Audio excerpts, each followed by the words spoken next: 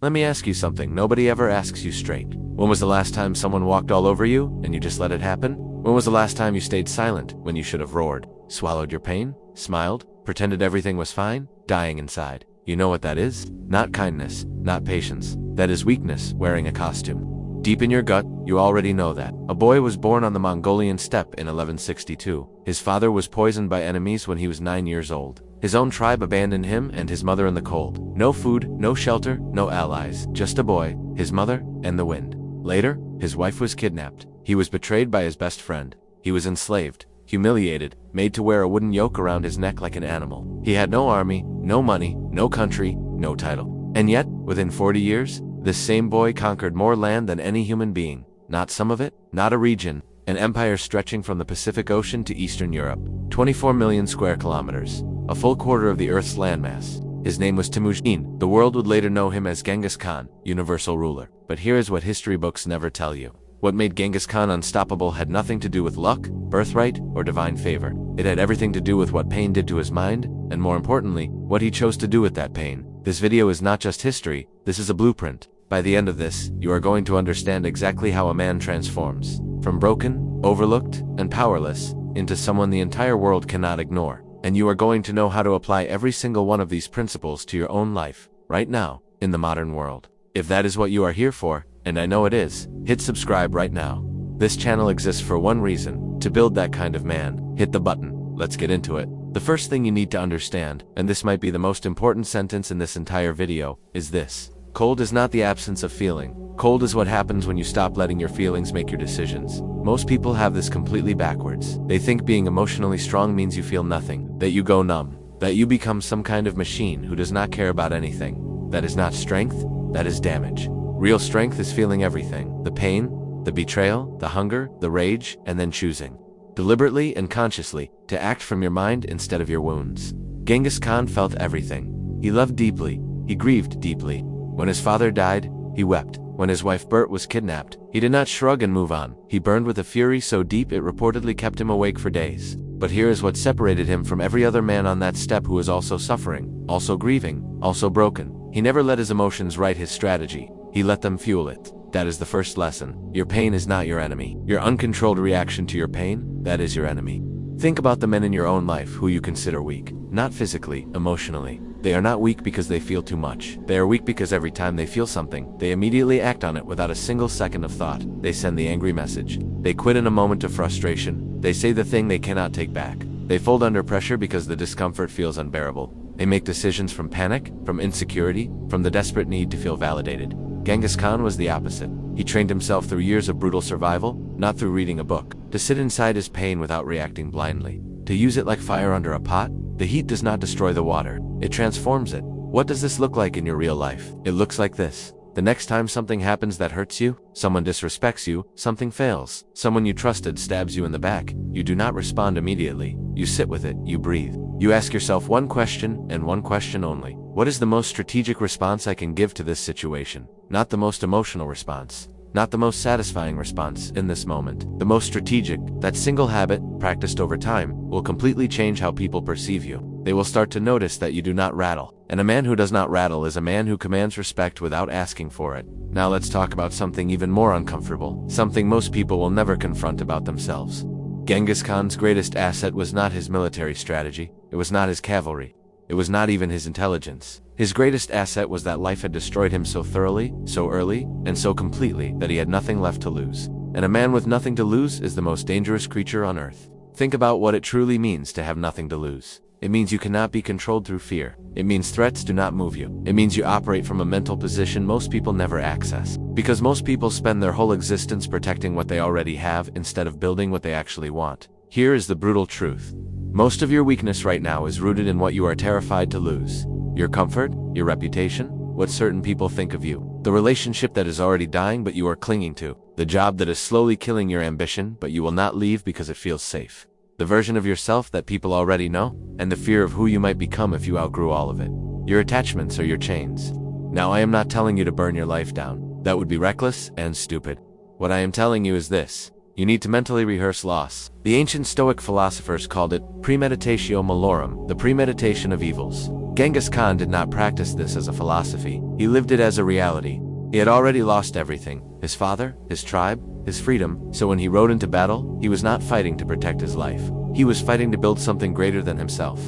That psychological distinction between defending what you have and building what you want is the difference between a man who merely survives and a man who conquers. Start practicing this today. Sit alone in silence for 10 minutes and confront, honestly, the worst realistic outcome in each area of your life. What if your income disappeared tomorrow? What if that relationship ended? What if you tried and failed publicly and everyone saw it? Walk through it in your mind. Survive it in your imagination, because once you have survived something in your mind, it loses its power to control you in real life.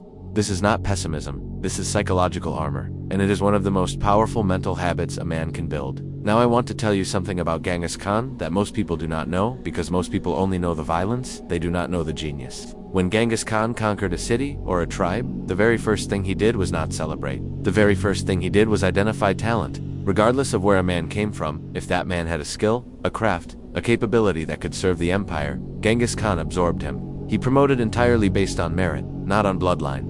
In a world where every civilization was organized by birth, Genghis Khan built a meritocracy. His generals were not all Mongols. His most trusted advisors came from China, Persia, and Central Asia. He had engineers from conquered cities build his siege weapons. He had Muslim merchants run his trade routes because they understood commerce better than anyone in his army. He looked at every person he encountered and asked one question: what does this person know that I do not? And then he took it. Now apply that principle to your modern life.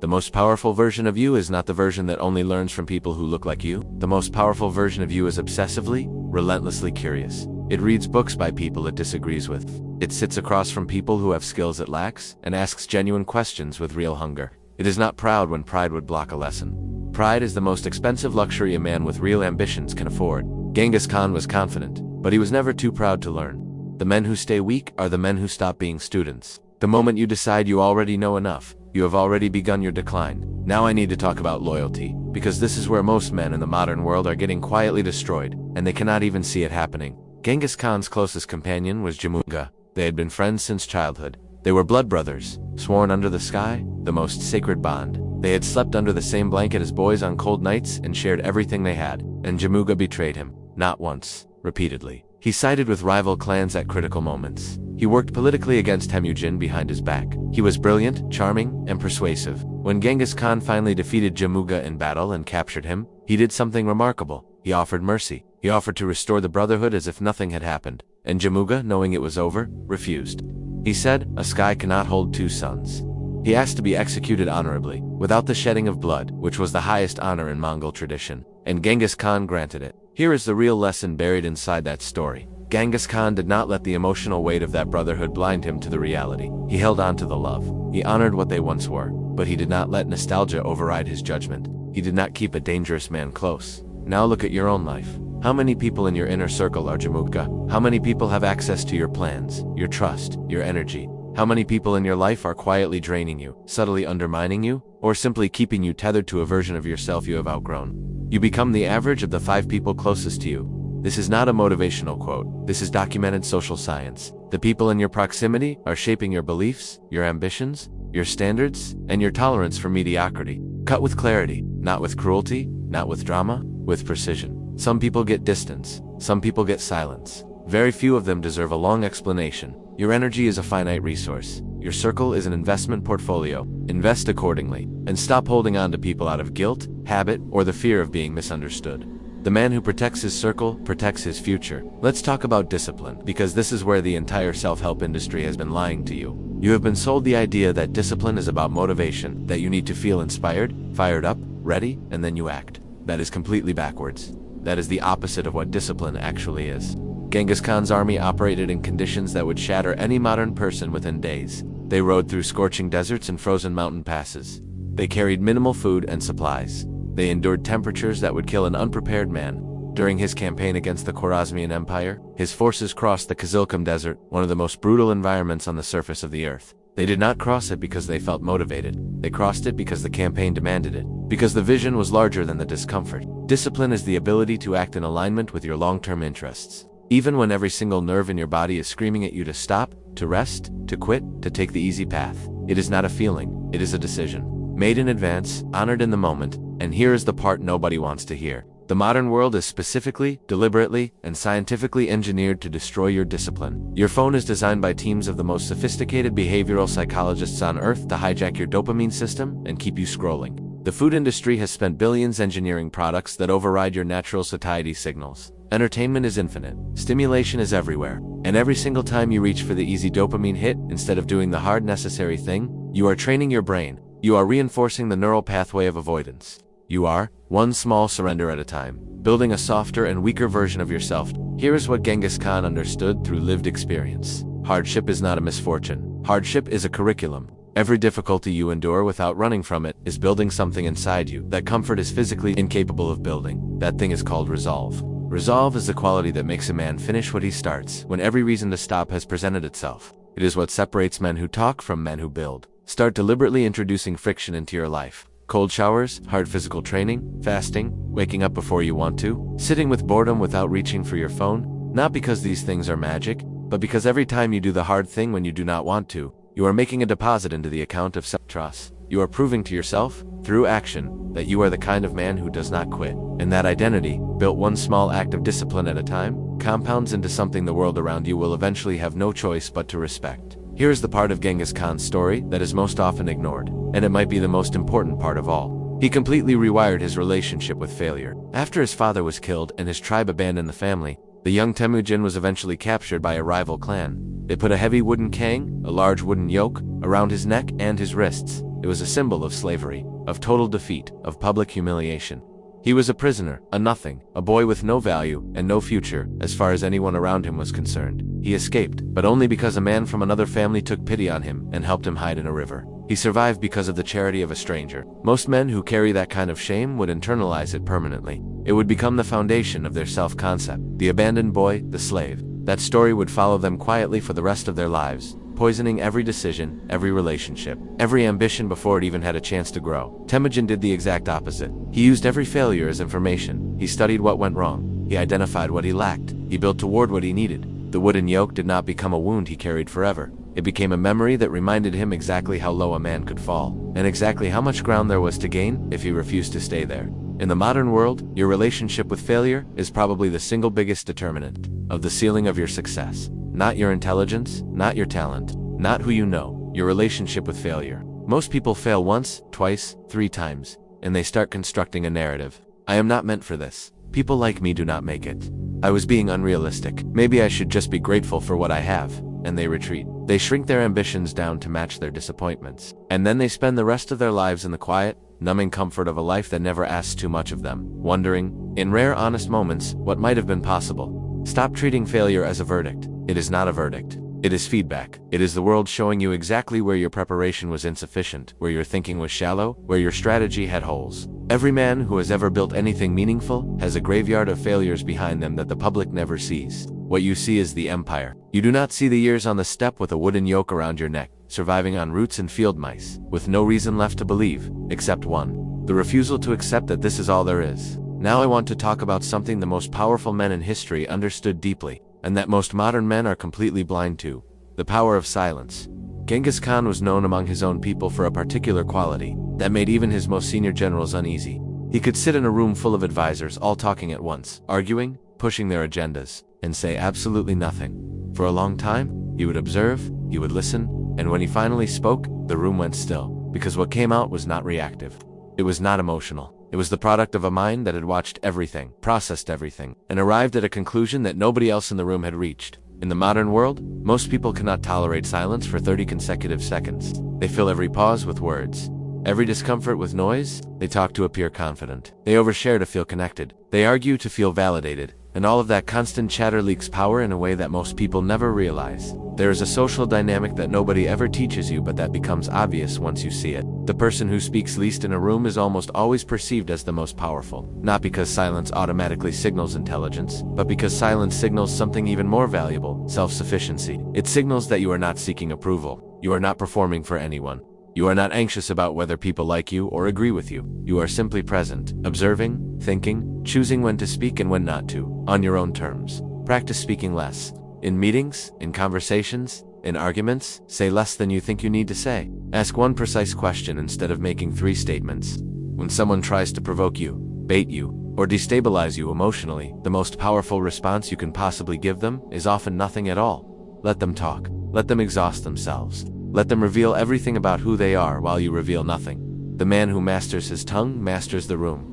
And the man who masters the room does not need to raise his voice to be heard. Here's something about Genghis Khan that almost nobody talks about when they talk about his power, and I think it is the piece that ties everything else together. He understood identity before identity was a concept anyone could articulate. When he began building his empire, the Mongols were a fractured collection of tribes who spent most of their energy fighting each other. Tribal identity was everything. You were not Mongol first, you were Karat, or Naman, or Murkid. Your loyalty was to your clan, not to any larger idea. This fragmentation was the reason the steppe had never produced an empire. Every time a strong leader emerged, the tribal loyalties would eventually tear his coalition apart. Genghis Khan dismantled this completely. He abolished the old tribal structures within his empire. He reorganized his entire army and society into units of 10, 100, 1,000, and 10,000. Mixed groups pulled from different tribes, loyal not to their clan, but to their unit commander, and above all, to him. He replaced tribal identity with a new identity, Mongol. One people, one law, one sky god above them all. What he understood instinctively was that the story a group of people tells about themselves determines what they are capable of collectively. He changed the story. And by changing the story, he changed what was possible. Now bring this to your own life. What is the story you are currently telling yourself about who you are? Because that story, the one running quietly in the background of every decision you make, is determining your ceiling right now. If the story is I am someone who always struggles financially, then every financial opportunity that comes your way will be unconsciously filtered through that lens. If the story is I am not the kind of person who gets what he wants, then you will sabotage yourself every time you get close to something real. These are not just thoughts, they are identity structures. And identity structures are self-fulfilling in a way that is almost terrifying once you understand how they work. The most important work you can do is not external. It is not the workout, the business, the skill. The most important work is rewriting the story, deciding consciously and deliberately who you are, and then acting from that identity every day until it stops being a decision and starts being a fact. Genghis Khan decided he was universal ruler before he had a single soldier who was not a member of his immediate family. He lived from that identity. He acted from that identity. He made decisions from that identity. And eventually, reality had no choice but to catch up. Now I want to talk about the thing that separates the men who build empires from the men who only dream about them. Vision long enough to survive the years when nothing is working? Genghis Khan spent the first roughly 20 years of his adult life in obscurity. He was not a sudden phenomenon. He was not an overnight conquest. He spent 2 decades on the steppe, making alliances, losing battles, rebuilding, making more alliances, losing people he loved, starting over before he had enough consolidated power to launch the campaigns that would make him legendary. 2 decades of grinding, of setbacks, of slow, unglamorous, invisible progress that nobody was watching and nobody was celebrating. The modern world has trained you to expect results in weeks. You start a business, and if it does not gain traction in 6 months, you assume it does not work. You start training your body, and if you do not see dramatic changes in 90 days, you lose motivation. You pursue a skill, and the moment it gets hard and progress slows to a crawl, you start wondering if maybe you should pivot to something else. And so you reset, and reset again, and every reset takes you back to zero, and the years pass. And you wonder why you are still in the same place. The single most underrated quality in building anything significant is the willingness to stay committed to something long after the initial excitement has completely died. When the work is hard and boring and slow, when the progress is invisible, when the people around you have moved on to the next thing, when every rational voice in your head is saying that a reasonable person would have quit by now, that willingness to stay, to grind, to trust the process when the process has given you no recent evidence that it is working, is rarer than talent. It is rarer than intelligence. It is the one quality that, if you develop it, makes almost everything else achievable over time. And this brings me to the final and deepest lesson from Genghis Khan's life. The one that I want you to carry with you long after this video ends. He built for something larger than himself. He did not build an empire so that he personally could be comfortable. In fact, by most historical accounts, Genghis Khan lived relatively simply compared to the rulers of the civilizations he conquered. He ate the same food as his soldiers for much of his life. He slept in a ger, a portable felt tent, not in a palace. What drove him was not luxury or comfort, it was legacy. It was the construction of something that would outlast him. He created the yasa, a formal legal code for his empire, the first written law many of these peoples had ever lived under. He established a postal system called the yam that connected his empire across thousands of kilometers. He enabled the Pax Mongolica, a period of relative stability and safety across the trade routes of Asia that allowed an unprecedented exchange of goods, ideas, and culture between East and West. The Black Death reaching Europe was a consequence of Mongol trade routes. So was the transfer of papermaking, printing, and gunpowder from China to the West. He changed the trajectory of human civilization not as a side effect of his conquests, but as a deliberate result of the systems he built. He thought in generations, not in moments. Now ask yourself, and be brutally honest, how much of your daily energy is driven by what feels good right now versus what builds something that will matter in 10 years? How much of your life is lived in reaction to your notifications, to other people's opinions, to whatever is immediately in front of your face, versus in deliberate, intentional construction of the man you are trying to become? The men who win in the long run are not always the most talented. They are not always the most gifted. They are the most intentional. They know what they are building. They know why it matters to them, and they return to that purpose every single day, especially on the days when nothing seems to be working. When the progress is invisible, when the work is hard and lonely and unrewarded, Genghis Khan's mother, Ellen, raised her children in the steppe with almost nothing after being abandoned. And she taught her son something that has echoed through centuries. She showed him a single arrow and snapped it easily. Then she bound several arrows together and tried to snap the bundle. It would not break. She was teaching him about unity, about building something that transcends the individual, about the difference between a man who stands alone and a movement that stands together. What is your bundle? What are you building that is bigger than your mood on any given day? Bigger than your current circumstances? Bigger than the version of yourself you are right now?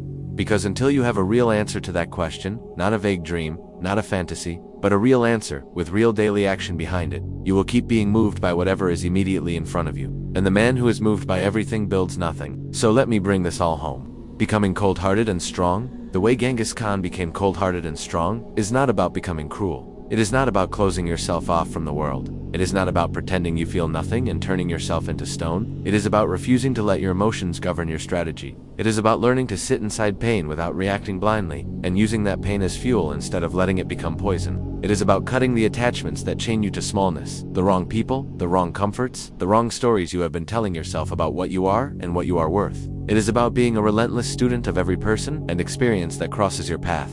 It is about protecting your circle with the same intentionality that Genghis Khan protected his empire. It is about building discipline not when you feel motivated, but especially when you do not. It is about treating every failure as a lesson instead of a verdict. It is about speaking less and meaning more. It is about rewriting the story of your own identity until your behavior and your beliefs finally align. And it is about choosing every single day to build something larger than yourself, with the patience to stay committed long after the excitement has died, and the patience has been tested. Genghis Khan was not born powerful. He was forged by loss, by cold, by betrayal, by hunger, by slavery, by abandonment, by every force the world could throw at a boy who had no rational reason to survive, let alone conquer.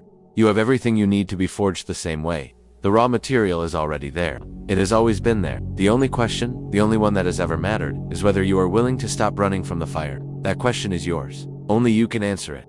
If this video gave you something real, something you are going to actually carry with you, then do one thing before you leave. Hit the like button, subscribe to this channel, and share this with one man in your life who you believe needs to hear it. Because the content on this channel does not get pushed by algorithms. It spreads because people who actually care about growth send it to people they actually care about. I will see you in the next one. Stay hard.